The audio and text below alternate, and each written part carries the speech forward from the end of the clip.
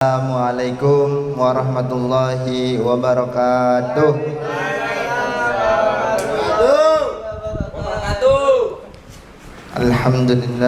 Alhamdulillahi rabbil alamin. Wa bihi nasta'in ala umuri dunya waddin. Wassalatu wassalamu ala asrafil anbiya'i wal mursalin. Amma ba'd.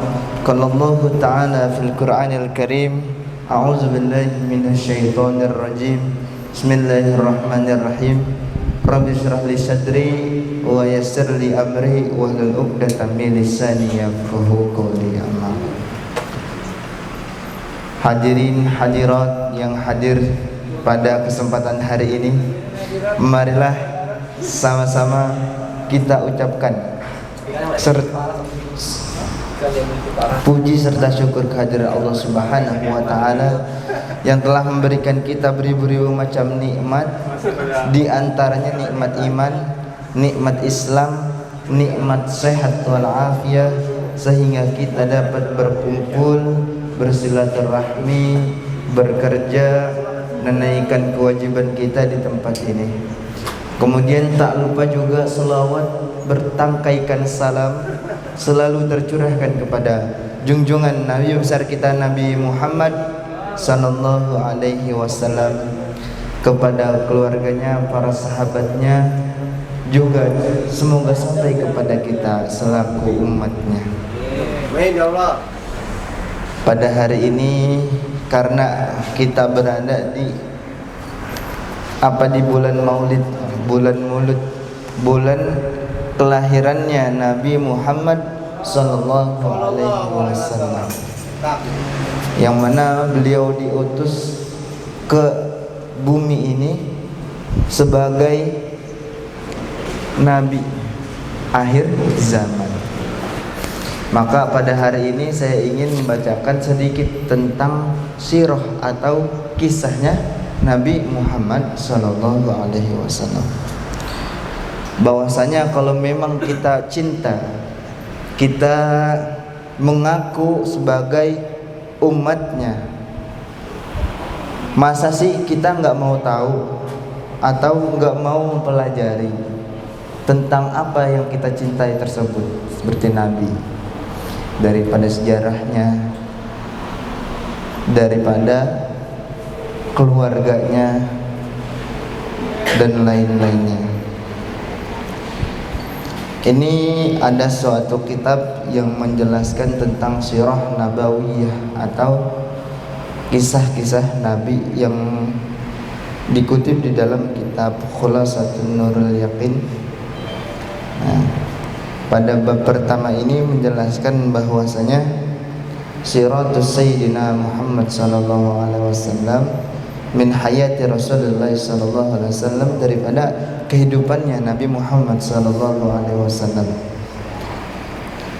Sayyidina Muhammad, nabi kita Nabi Muhammad sallallahu alaihi wasallam.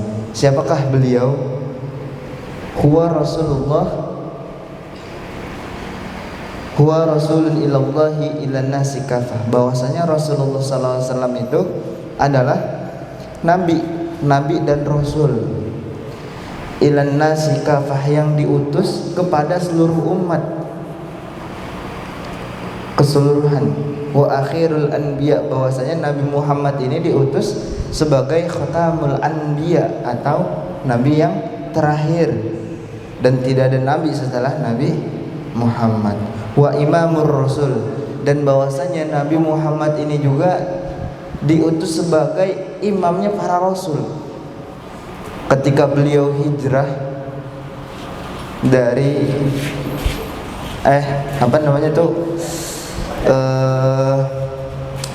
perjalanannya beliau Isra ya. Nah, beliau sholat itu di Palestina, di masjid apa Palestina tuh? Masjidil Aqsa. Nah, Nabi Muhammad ini menjadi imam daripada Rasul-Rasul. Ja'a bid-dinil islami, bahwasanya Nabi Muhammad ini datang dengan membawa agama Islam. Allazi la yaqbalullahu yaumal qiyamah dina ghairahu, dan bahwasanya Allah Subhanahu wa taala tidak menerima pada hari kiamat kecuali agama Islam.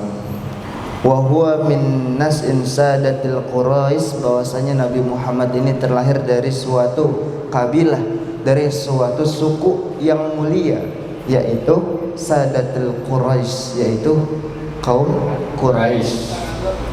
Syarafal wa qablihi fi Makkahil Mukarramah, yang mana Quraisy ini, bangsa Quraisy ini, kaum Quraisy ini adalah salah satu bangsa atau kabilah yang paling mulia di Makkah Al-Mukarramah.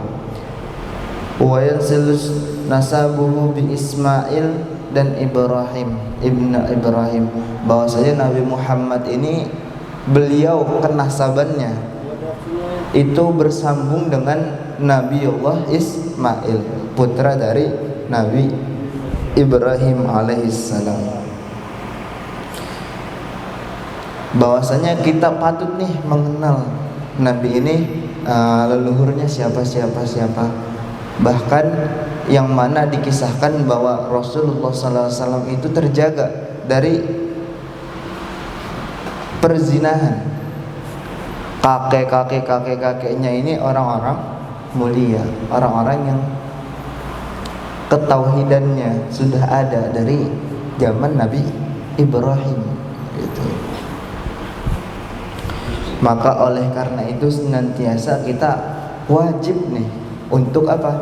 Untuk mencintai, untuk mengetahui bahwasanya itu adalah bukti realisasi kita dalam bentuk cinta kita. Masa sih ada orang suka, ada orang cinta sama orang, tapi dia nggak mau nggak tahu apa-apa tentang dia.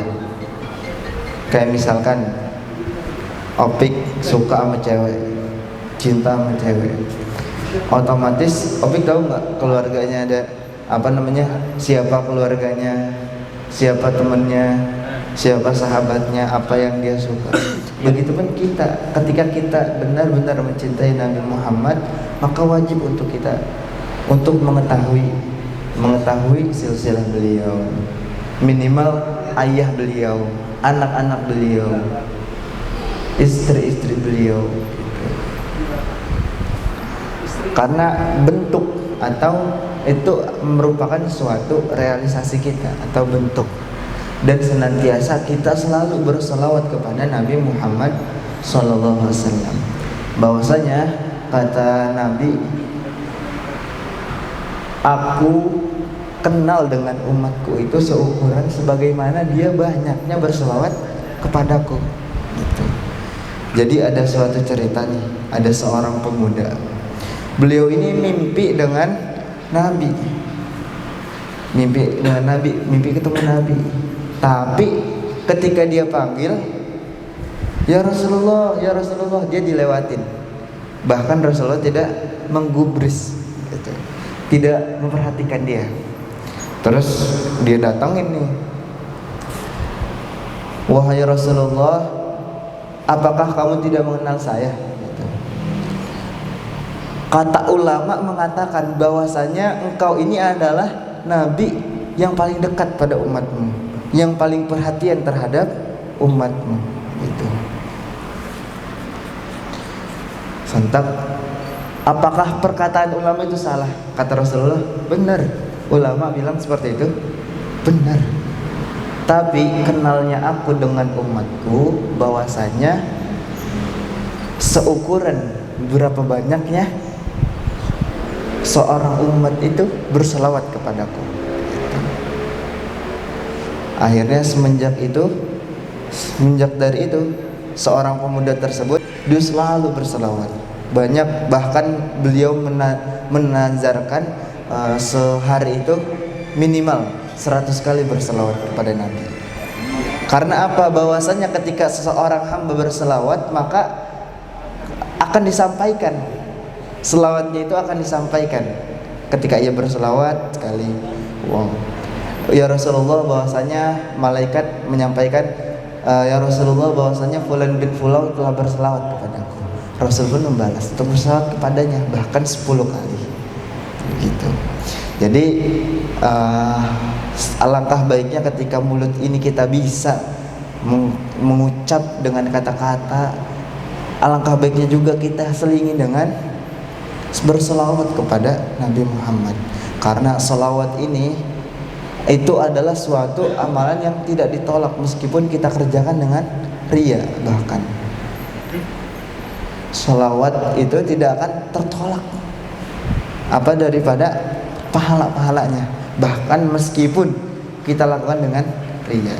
Kalau misalnya ente baca Quran tapi ente riya nih, pengen didengar doang gitu, cuman dah terima biar denger doang, itu kalau baca Quran itu ada dosanya, belum tentu juga diterima dengan niat seperti itu. Tapi kalau selawat itulah keutamaan daripada selawat gitu. Akhirnya sang pemuda tersebut melazimkan dengan minimal 100 kali bersalawat. Akhirnya dia bermimpi lagi dengan Rasulullah. Akhirnya dia bertemu dengan Rasulullah. Ya Rasulullah. Rasulullah nengok. Rasulullah menyapanya. Nah, mulai sekarang saya sudah kenal dengan kamu. Bahkan kamu sering bersalawat kepadaku. Akhirnya si pemuda tersebut sangat senang dan sangat gembira terhadap apa yang dikatakan oleh Rasulullah SAW. Oke. Sampai sini mungkin ada pertanyaan dari teman-teman semua. Oh, tadi ini ada yang tanya nih. Ini kan tentang Nabi Muhammad ya. Iya. Rasul kita. Itu kan dia nikah sama Siti Khadijah. Janda kaya umur 40 tahun. Iya. Ya. Sedangkan Nabi Muhammad Rasul kita di umur 25 tahun. Iya, betul. Nah, kalau misal kita ngikutin macam kayak gitu, misal kita nikah sama janda umur 40 tahun, sama-sama juga kaya gitu, itu masuk sunnah Rasul nggak kan? Iya. Jadi apapun kan yang muda tuh janda muda beranak satu. Sebenarnya di dalam sunnah itu tersendiri dijelaskan bahwa apa yang dikatakan sunnah huwa qaulu wa fi'lu, atau apa saja yang dikaitkan dengan Rasulullah SAW, maka dalam bentuk perkataan, dalam bentuk perbuatan, ataupun sesuatu yang bersandar dengan beliau, dengan Nabi Muhammad, maka itu menjadi sunnah. Kalau mungkin kita berniat seperti itu dengan niat iktiba itu mengikuti Nabi, sekaligus kita pun kayak mungkin ya janda yang Opik suka tuh 40 tahun itu masih masih cakep maksudnya. Iya, karena kan menikah itu bukan suatu permainan atau bukan sesuatu yang dianggap untuk bercanda lah gitu ya, maka harus serius gitu. Biar supaya kita bisa menikmati ibadah tersebut, entah itu dari mungkin seorang janda itu cantik. Nah, Khadijah ini Sayyidinah Khadijah ini adalah dulunya ini kembangnya desa di Mekah tersebut. Kekayaannya ini setengah dari Madinah. Ada lagi nggak, Tan? Cantik kaya. Nah, kecantikannya dan kekayaannya ini adalah setengah dari Madinah gitu. Jadi tapi Rasulullah pun melamar beliau ini dengan dengan kurang salah 90 berapa gitu unta merah, yang harganya satu unta itu sama dengan satu Mercy. 1 miliar. Itu Nabi Muhammad maharnya aja kayak gitu. Sanggup orang Nabi Muhammad ngasih unta merah itu ngasih orang kaya. Bisa. Beliau ini Rasulullah ini sebenarnya Rasulullah ini orangnya itu selalu ditawarkan kekayaan. Bahkan kata malaikat, ya Rasulullah, andaikan kamu rela gunung Uhud ini saya jadikan emas, saya bisa menjadikannya. Tapi Rasulullah tidak gila harta, tidak mau kekayaan. Karena semua kekayaan atau apa yang dititipkan oleh Allah Subhanahu wa taala senantiasa akan menjadi pertanggungjawaban gitu. Dan sebagaimana kalau kita mengatakan bahwa kita ini manusia paling susah di bumi, tidak ada suatu pun manusia yang paling susah di bumi kecuali Nabi Muhammad. Bayangkan ketika Nabi Muhammad lahir, beliau sudah, ketika itu Nabi Muhammad umur 2 bulan di kandungan. Ketika dia lahir, ketika beliau lahir, baru sesuai adat yang ada di Mekah itu kan anak itu disusukan oleh wanita susuan. Yang pertama Nabi Muhammad ini tidak dengan ibunya, yaitu dengan Suwaibah, dengan budak yang dimerdekakan untuk Nabi Muhammad oleh Abu Jahal. Nih, salah satunya Abu Jahal ini dulu kenapa dia mendapat keistimewaan dari Nabi Muhammad? Karena ketika Nabi Muhammad lahir, tidak ada seorang pun yang lebih bahagia dari Abu Jahal ini. Sampai-sampai dia memerdekakan budaknya dan dikhususkan untuk menjaga Nabi Muhammad. Maka ketika itu setiap hari Senin itu Abu Jahal itu mendapatkan keringanan daripada siksaannya di neraka. Itu karena sebab senang aja, sebab gembira dengan kelahiran Nabi Muhammad. Maka ketika ini momen yang seharusnya menjadi juga wasilah buat kita gembira ketika Rasulullah SAW dilahirkan dan merayakan, justru bukan malah membidah-bidahkan. Nah, jadi ketika Rasulullah selesai itu setelah sama Suwaibah, beliau disusukan lagi oleh Halimatus Sa'diyah, yang dimana Halimatus Sa'diyah ini adalah seorang Baduy di Arab, orang gunung ya, yang beliau ketika banyak sekali beliau juga merasakan ketika mengurus Nabi Muhammad itu mendapat faedah-faedah. Nah, ketika umur 5 tahun dikembalikan oleh Halimatus Sa'diyah, kemudian diberikan nama ibunya. Setahun dengan ibunya meninggal dunia pada usia umur Nabi Muhammad 6 tahun. Nah, ketika beranjak lalu dioper Nabi Muhammad kepada kakeknya pun meninggal. Jadi kalau ibarat kata, beliau tidak ada kesusahan di dunia ini kecuali Nabi Muhammad sendiri yang paling susah. Dilemparin kotoran pernah, diludahin pernah, dicaci maki pernah, diintimidasi, bahkan diboikot perekonomian beliau pun pernah. Jadi kalau ada mungkin keluh kesah kita di dunia ini, mungkin paling kecilnya itu mungkin si kuku jari Muhammad. Ada lagi yang mau tanya? Boleh kan? Assalamualaikum warahmatullahi wabarakatuh.